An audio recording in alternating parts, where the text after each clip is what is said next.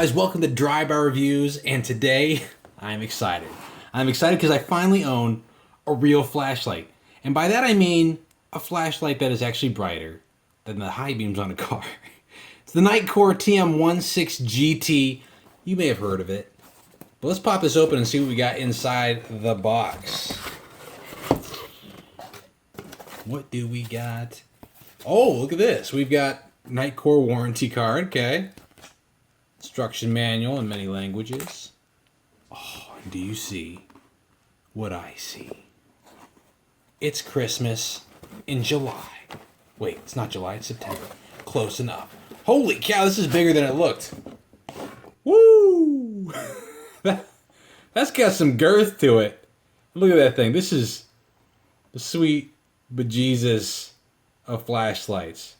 What a beautiful design. All right. Before I get into the nitty-gritty of the design and everything that's going on here, let's get into the box. See what else we got. Very nice protective case here. Lanyard of sorts. And that's it. That's all you get. All right. Okay, now, to run this puppy, you've got to have 18650s. I actually have 4 protected ones. 2 currently charging in my smart USB charger. I'm going to be using an Astrolux smart USB charger. Alright, let's get this charged up and let's take a look at this thing in action. Alright, I'm going to jump to video, but before I start video, I want to show you these shots because this is about as true to the human eye and what you see in person with this flashlight. And a lot of videos I've seen don't do this. This is what it looks like standing 140 yards away from the other end zone. Alright, and you can see it lights up the entire field like a Christmas tree.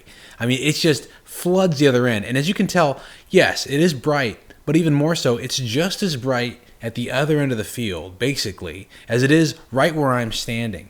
And now it does focus as you go forward. You can see kind of me spotlighting in this picture, this, storage cabinet at the edge of the field. And then you look and I can light up the lighting fixture at the other end of the field. And it's actually reflecting light back at us and lighting up the back of the field behind us. Fantastic stuff. You can kind of see it was foggy that night and it was catching some of the beam. And then, of course, midfield there is lit up quite well. You can play a night game with this. And that's trees off about another 100 yards behind the field that I'm lighting up just as bright as the end zone. All right, here we go. Comparison time. Recording with an A6000. We've got on the left 140 lumen light. And we're going to go through the stages on the right of the Nitecore, all the way up to its full brightness. There you go, there's a difference, right? And then we're going to go back up and kind of just show how this throws across the field. Now keep in mind, although it's accurate on how well it condenses its light through the middle as it throws, that 1,000+ meters, this is not nearly as bright as it is to the human eye, recording with my kit lens. Now you can keep in mind to look back at the pictures you just saw, that is how bright this is throwing right now. And this is just to appreciate, as you can see, how it reflects off the surfaces at the end of the field. All right, now let me show you the modes that are on this. It's kind of considered a survival type flashlight, right? So you've got your normal brightness modes, and then after that, if you hold down the mode button, you're going to go into this flashing, give people seizures type mode, right? And then after that, you've got this beacon mode. Now the beacon mode's nice because you can go full turbo to get people's attention if you need someone to find you without killing the flashlight battery or batteries. And then after that, you've got the SOS mode. So if you want to send out an SOS beacon, you can do that without having to continually press the button. It'll do it for you. And that's all kind of cool modes for the survival aspect of this flashlight. But I truly appreciate just the blinding, blasting turbo mode.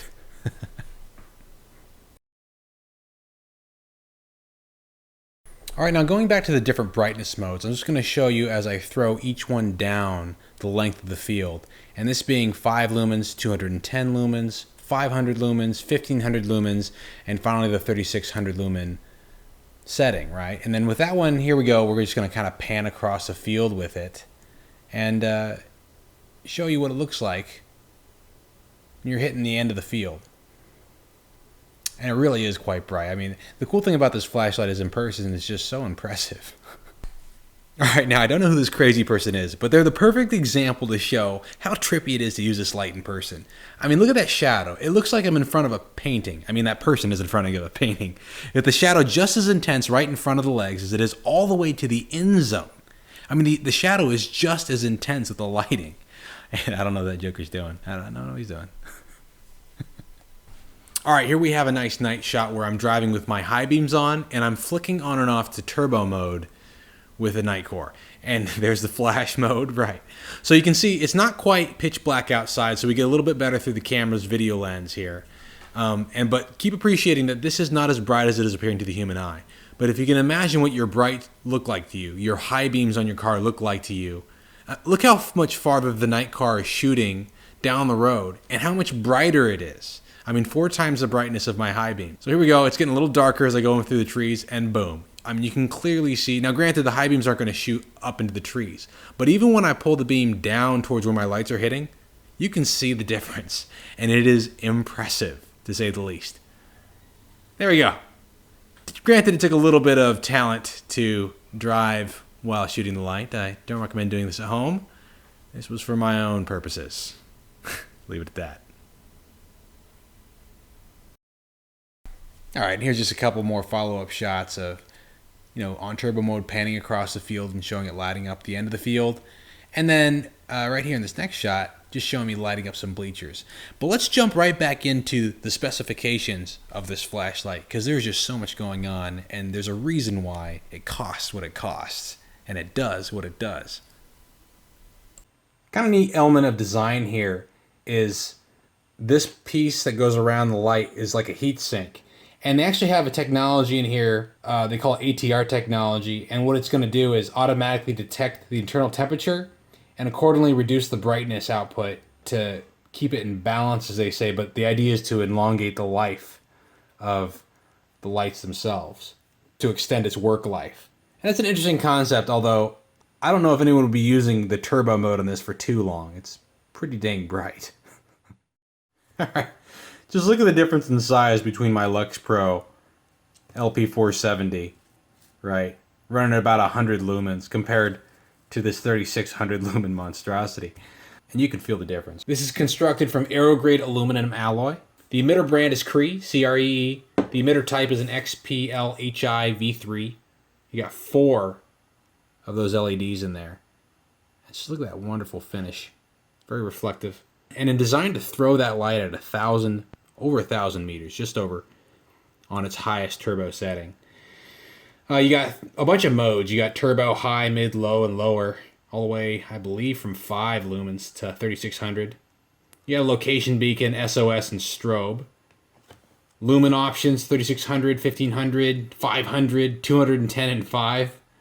And the runtime, respectively, on that is 1 hour, 3 hours, 15 minutes, 7 hours, 15 minutes, 21 hours, and 610 hours. Battery requires 4 18650 pointed head batteries. Pointed head being key, as those tend to cost a little more. The switch type is clicky, with you got a power and a mode button. The peak beam intensity is 252,000 candela. Impact resistant at 1.5 meters. But I wouldn't drop this thing on purpose ever. Max output, of course, 3600 lumens, as we all know. Max range statted at 1,003 meters. The reflector is an SMO reflector. It's waterproof, 2 meters, submersible. Probably won't be testing that out either. I got this in black, of course.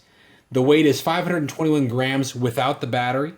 And then the size is 182 millimeters in length and 89 millimeters in head diameter. And there you have it. That is your Nitecore TM16GT. All right, put the batteries in. Just take the top off here. I can already feel that O-ring. Here's where that waterproof seal comes in. Oiled up, lubricated. Oh, check that out. Got some silica gel in there. That's still activated. All right. Plus and minus, plus minus. Stick that plus side in there. Just love how big these batteries are. So great. Although I will say it took a little bit of hunting to find exactly what I wanted, since you can't just get the flat ends.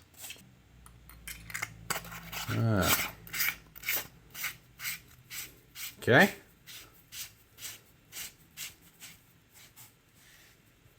And that right there was the blank to show you the battery charge level. And now we're ready to rock and roll. All right, thanks for tuning in, guys. Don't forget to like, comment, subscribe, and if you want your own light blasting machine, check out the link below. It's actually not bad, all things considered. All right, guys, tune in next time to Drive By Reviews.